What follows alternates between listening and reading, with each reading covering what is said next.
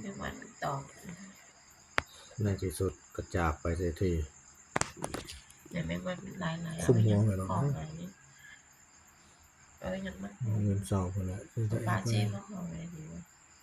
ะมันอะไรคุ้มไปไม่วันต่อทรมานมาโดนแล้วในที่สุดก็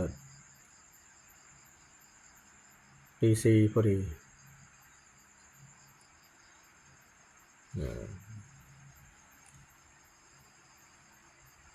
จากไปแล้ว